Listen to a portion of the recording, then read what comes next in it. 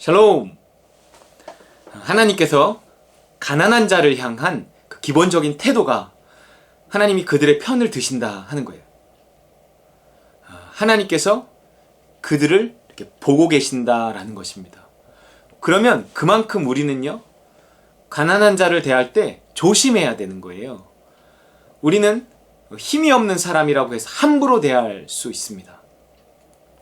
가난한 사람은 나한테 도움도 안 되고 또 무슨 힘이 있어 나한테 해코지를 할 수 있는 것도 아니기 때문에 은근히 그런 사람들을 무시하고 함부로 대해도 된다, 이렇게 생각을 해요.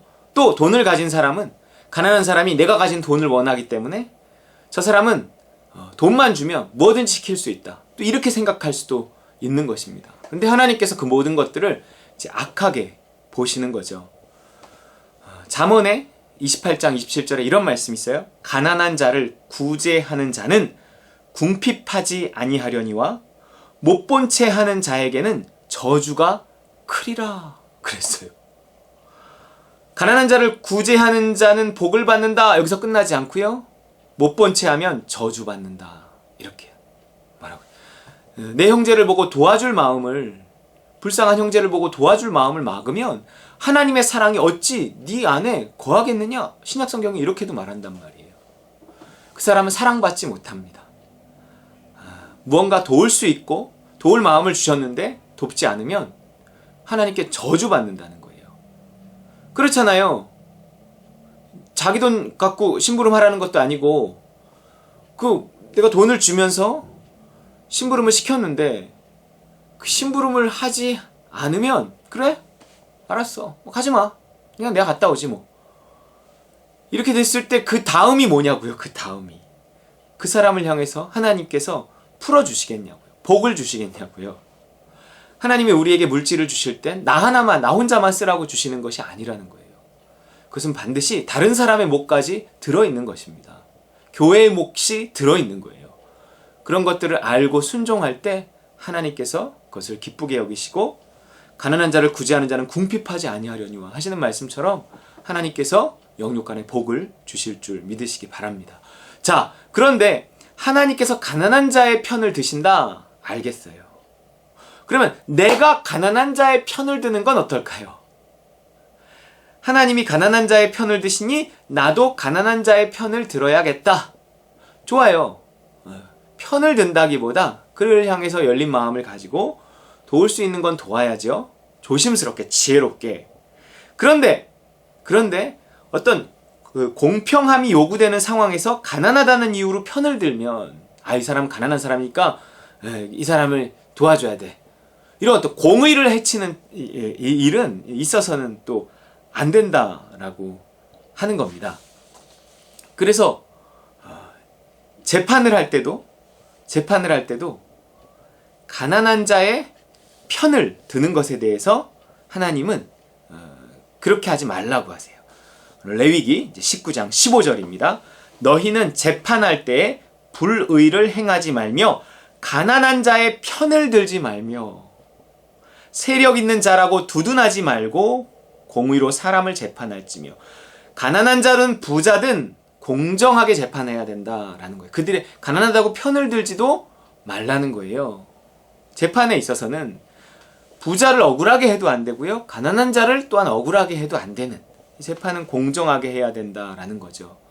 그래서 우리가 가난한 자를 돕는다, 가난한 자의 편을 든다 라고 하는 것이 하나님이 그들을 향해 그 마음이 있으시다, 그들을 바라보신다 라고 했을 때 우리도 그렇게 해야 되지만 이것이 지나치면 안 된다는 거예요.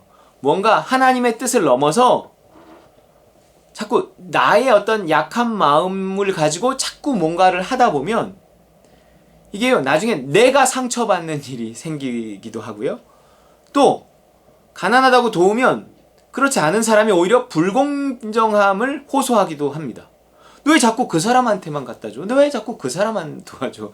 우리가 자녀들, 이렇게 장모님, 장인어른, 이렇게 딸들을 두고 또 아들을 두고 할 때 이렇게 여러 자식들이 있지만 특별히 어려운 자식한테 자꾸 마음이 간단 말이에요. 그렇게 했을 때 이걸 지혜롭게 하지 않으면 다른 자식들도 서운해지는 거예요. 어머니 마음은 이해하지만 그래도 이건 너무한 거 아니냐고. 이렇게 되면 또 그것은 관계를 해치고 오히려 그 가난한 자식을 더 잘못하면 가난하게, 그 형제들로부터도 소외되게, 뭐 엄마 아빠가 뭐 맨날 도와주는데 우리가 도울 필요가 뭐가 있어. 또 이렇게 되는 상황이 되기 때문에 이제 조심해야 됩니다. 그럼에도 불구하고 그 모든 상황들이 있으니 난 안 도와, 아니란 말이에요.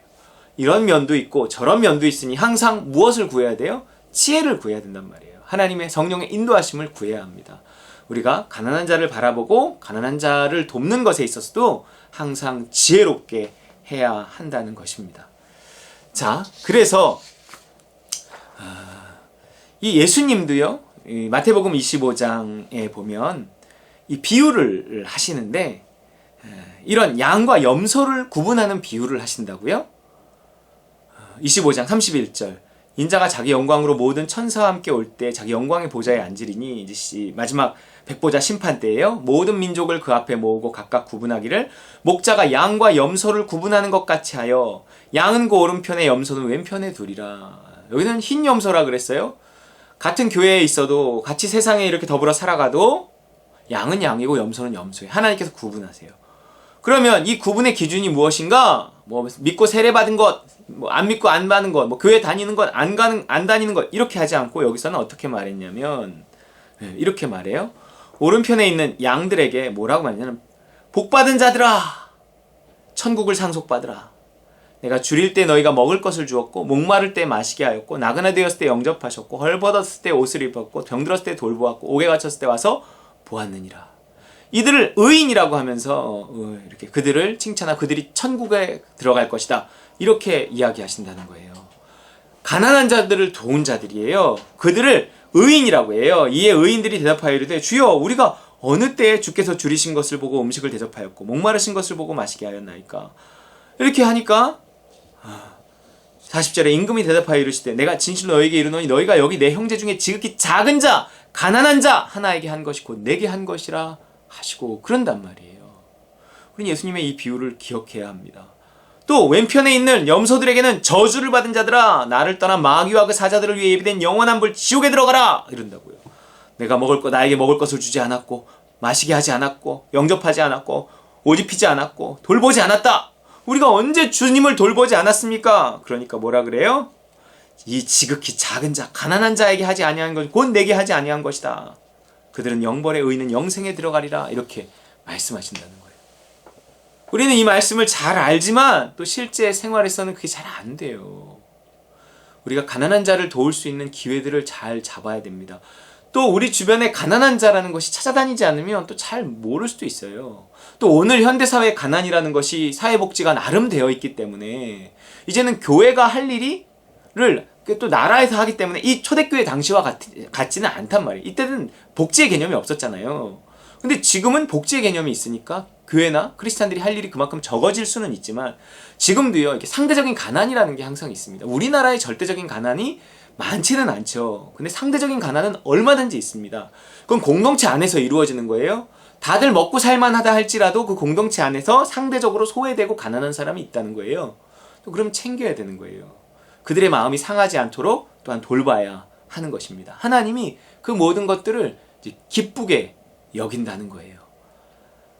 우리 주변에 가난한 사람이 누군가, 이거를 잘 보고 그것을 하나의 기회로 삼아서 그 기회를 잡을 수 있어야 돼요. 저희 교회도 주일 아침마다 오시는, 저기 올드시티에 있을 때부터 오시던 그 노숙자 한 분이 계시는데, 그 별거 아니지만 우리 교사들이 처음에는 이제 교회에서 줄까도 생각을 했는데, 뭐 얼마 큰 돈을 주지 않으니까 여러분들이 걷어서 주십시오. 교사하는 것도 복이 되지만 그것도 복을 받는 거예요. 우리가 언제 뭐 시내에 나 돌아다녀야 구걸하는 사람이나 하나 만날까? 요즘엔 또 거의 없어요. 그러니까 우리가 그냥 기회를 삼고 하자고. 그래서 우리 교사들이 돈을 내서 하니까, 또 그 얘기를 하니까 또 어떤 분이 그분을 주라고 또 5,000원짜리로 또 막 이렇게 이만큼 해갖고 5,000원씩 드리거든요. 또 이렇게 저한테 맡기기도 하고 그러셨습니다. 그런 것들이 기회 있는 대로 잡아야 돼요. 기회 있는 대로 선한 일을 해야 합니다. 범사에 헤아려 좋은 것을 취해야 돼요. 이런 이야기를 해도 꼭 돈이 없어서라기보다 그냥 그런가 보다 그러고 넘어가는 경우가 많고요. 이 기회를 잘 잡을지 몰라요. 그리고 약간 쑥스럽잖아요. 또 금방 또 저 말한다고 또 내가 뭐 돈을 내미는 게 쑥스러워. 그 어쨌든 기회는 놓치는 겁니다. 뭐 그게 놓치는 거지 뭘. 뭐 쑥스러워서 놓치고 뭐 게을러서 놓치고 멍하고 있다가 놓치고 다 놓치는 거예요. 그럼 나중에 한 번 해야지 뭐 언제 하겠어요. 그렇기 때문에요. 우리가 기회 닿는 대로 선한 일을 해야 합니다. 더욱이 또한 믿음의 가정들에게 할지니라 이런 말이 있어요. 그러니까 믿음의 가정, 특별히 교회 안에서 우리 성도 중에 누가 굶는 거 아니지만 상대적으로 소외된 사람이 있을 수 있거든요. 배려하고 좀 챙기는 것들이 우리에게는 필요합니다. 그래서 주께로부터 복을 받는 저와 여러분 되시기를 주의 이름으로 축원합니다.